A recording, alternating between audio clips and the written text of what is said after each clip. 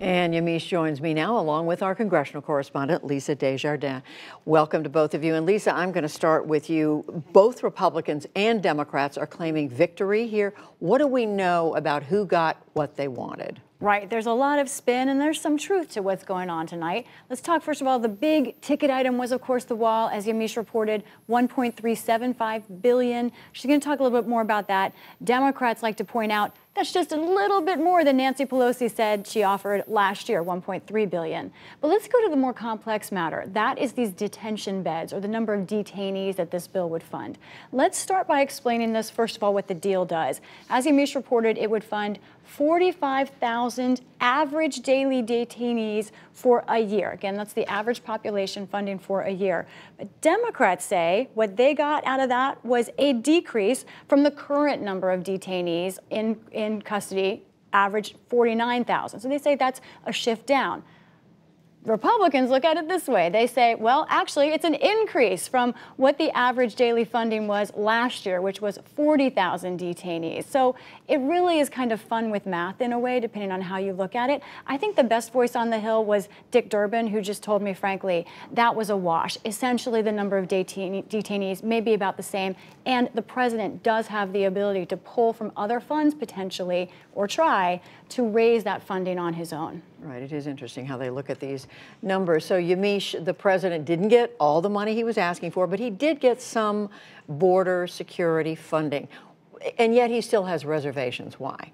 The president ultimately wants to look like the biggest winner coming out of this, and he wants to keep that facade and that persona that he has, that he's the art of the deal writer, that he's someone who knows how to make deals. Central to that is this idea of the wall. The president is happy that he can say, I got about $1.4 billion for my wall, and Democrats are saying, well, he didn't really get any money for his wall. It's not. You can't go for concrete walls with this money. The president is saying this is the kind of argument I want to have because a few weeks ago during the shutdown, the president said, you know what, I'll compromise with you. I'll change the materials for the wall that I want. Democrats said that's absolutely a non-starter.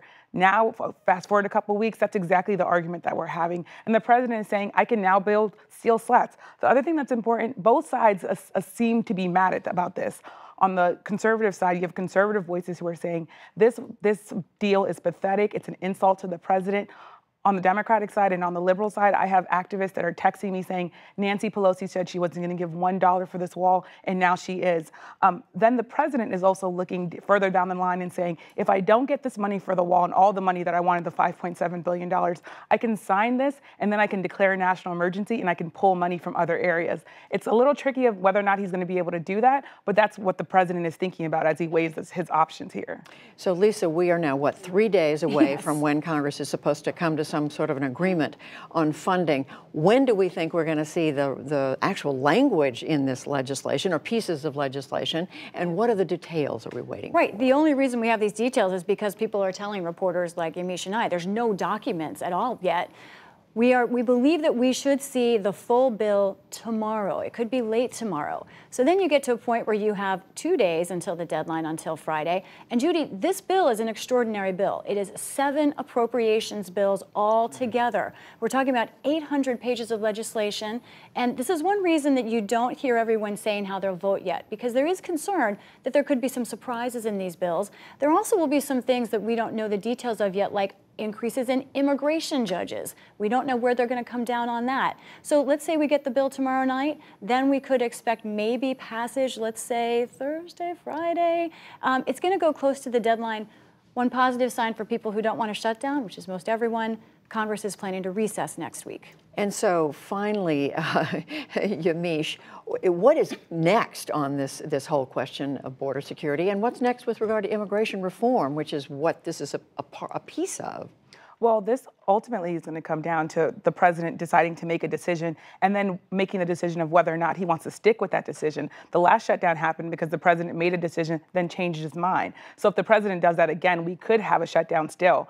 The other thing to note is that the president could derail this by adding things to the bill. The president from the White House today said, well, I like this bill, but I want to maybe change some things. We're not sure if that means he wants to change things by declaring a national emergency and pulling more money, or if he wants to actually send suggestions up the hill, which could be a completely different issue. He also wants to pull money from those different pots that I've been talking about.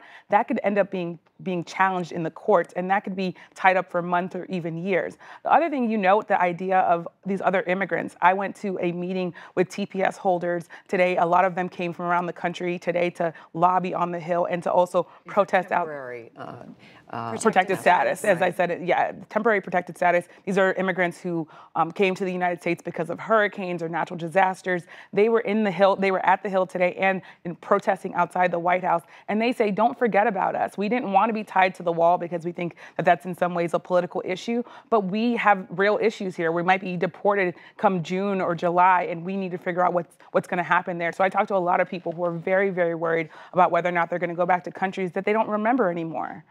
Well, with regard to taking money from other pots, it's one of the questions I posed to Senator Patrick Leahy, who was part of these final negotiations, and we'll be hearing about that in just a few minutes.